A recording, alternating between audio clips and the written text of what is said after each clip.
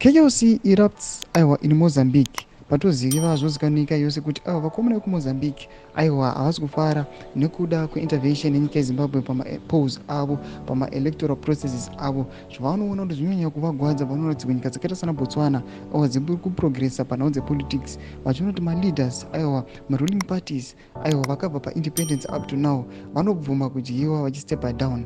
Panapa pane vachirwadziwa vachiona nyika dzana botswana dzichikwanisa kubvuma kutransitiona kubva kune vakomana ava vasiri kudla zvakanaka vachinotongwa neopposition. Saka mina masvika mudanyiwa panapa don't subscribe or like or turn the bell kuti muna pendo yekuzwa nyora chiti current situation in Mozambique a must watch and retweet video.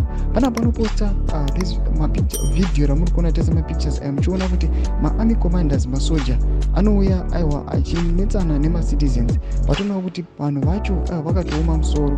Toona kuti masoldiers anokanda matear gases, but as you can see people are picking up the tear gases and throwing them back kune army generals nemasoja nemapurisa. Tikuona kuti these citizens vari kutojamba matear gas aya they are not tolerating. Ndoda kuti munongoziva kuti nhau dzikushuta panguva dzinodzi dzinopisa kunyange kune vamwe zvavo vakafa kuMozambique vanonzi maprotest ids, but masoldiers they are trying as much as they can kuti vani minimize the shooting, but tikuona kuti macitizens ari kuramba achifighta back.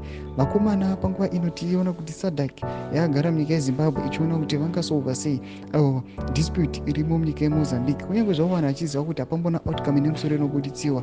Ndode kuti the own country yacho yakainvolvwa the rigging of those elections, it is the very country yacho inoda kusolva the dispute. Tudze mafungiro enyu moti kudii pamusoro pechitiko ichi. Bvina comment section medu, musana subscribe or like, turn the bell icon.